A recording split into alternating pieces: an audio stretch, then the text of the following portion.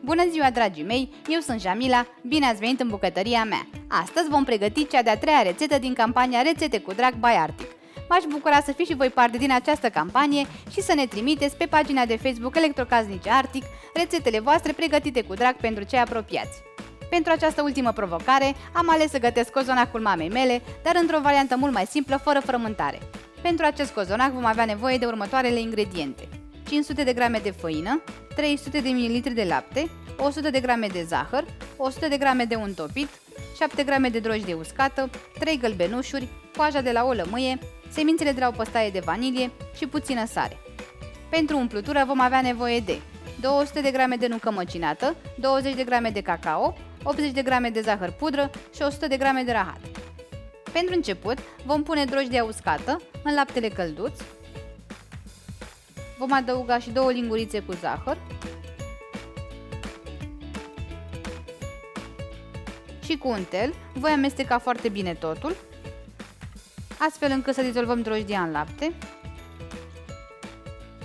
Adaug și semințele de la păstaia de vanilie, omogenizez foarte bine totul și voi lăsa acest amestec să stea pentru aproximativ 5 minute. Dacă nu aveți păstaie de vanilie, puteți folosi esență de vanilie sau zahăr vanilat. După ce drojdia și laptele au stat 5 minute, le putem adăuga într-un bol mai mare. Peste ele voi adăuga cele 3 gălbenușuri, untul topit și răcit, coaja de lămâie și omogenizăm foarte bine totul.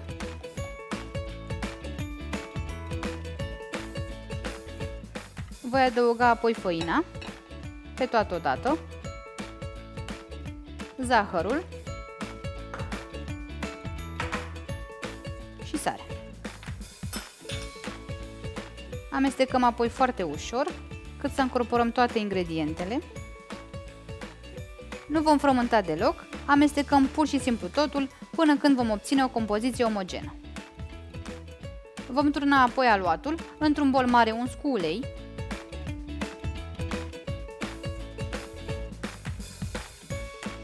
Acopăr bolul cu folie de plastic. Voi pune acum aluatul la dospit în cuptor.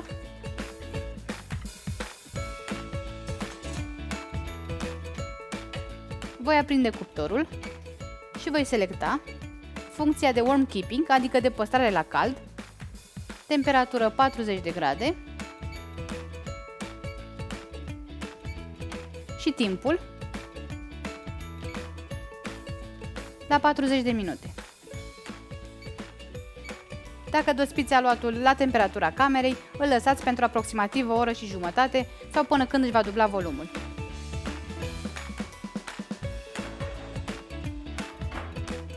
După 40 de minute, aluatul și-a dublat volumul, în acest moment îl vom pune la frigider pentru aproximativ 12 ore. Este foarte important ca aluatul să stea 12 ore la frigider, în acest fel glutenul din făină se va dezvolta, iar cozonacul va deveni pufos. După 12 ore, aluatul este gata.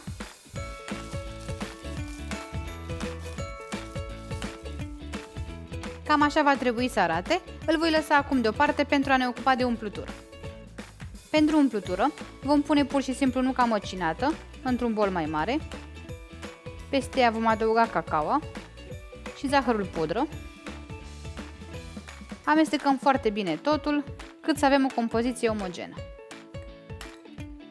Nu vom adăuga deloc lichid pentru că această umplutură este una uscată. În continuare, voi pune puțină făină pe blatul de lucru. Voi scoate aluatul din bol. Uitați cât de frumos arată.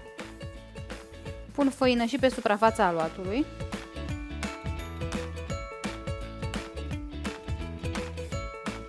Și îl voi tăia în jumătate.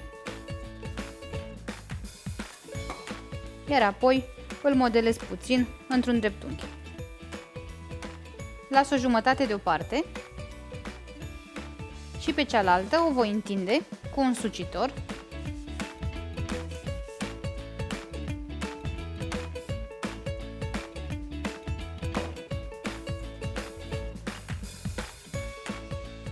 După ce am întins aluatul, voi pune peste el amestecul de nucă, zahăr și cacao.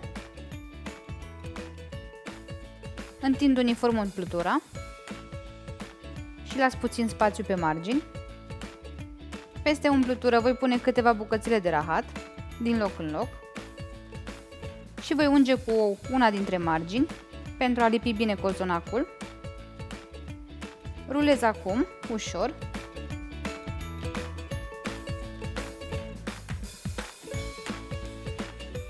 Închid și capetele și voi lăsa acest rulou deoparte până mă voi ocupa de următorul. După ce am terminat de făcut rulourile, le voi împleti cu grijă, cât să avem un cozonac împletit.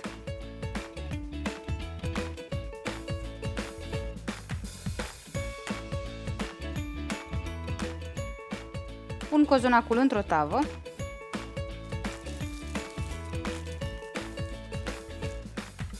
Îl presez foarte puțin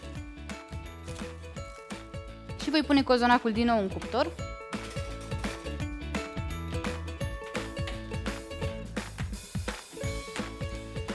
Setăm tot funcția Warm Keeping, 40 de grade, pentru aproximativ 20 de minute sau cât cozonacul să ajungă la temperatura camerei și să crească puțin. Dacă va crește la temperatura camerei, îl lăsați pentru 40-50 de minute. După 20 de minute, cozonacul a ajuns la temperatura camerei și a crescut foarte frumos. Îl voi scoate acum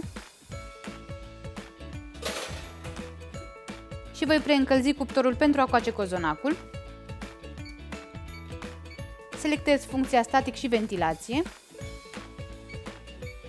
la 160 de grade și las cuptorul să se încălzească. Cât timp se preîncălzește cuptorul, ungem cozonacul cu ou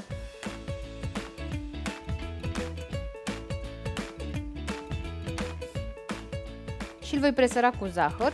Eu am aici zahăr brun, dar puteți folosi orice fel de zahăr doriți. Și voi pune cozonacul la cuptor.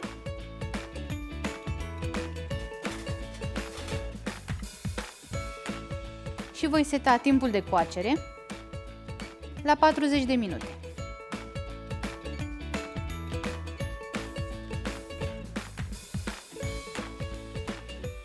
După 40 de minute, cozonacul este gata.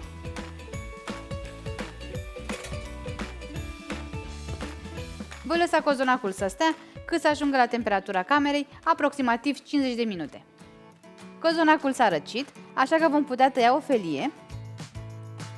Să vedem cum arată și în interior.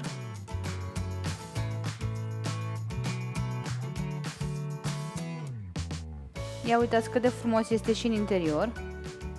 Haideți să vă și rup din această bucată. Uitați cât de frumos se desprinde, deși este fără frământare. Arată exact ca un cozonac obișnuit, cel pe care îl frământa mama noastră cu orele. Uitați cât de frumos se rupe. Este foarte aromat, extrem de pufos și este o rețetă care se face foarte ușor. Sper din suflet că această rețetă vă va fi de folos și vă invit și pe voi să pregătiți rețete cu drag pentru cei pe care îi iubiți. La revedere!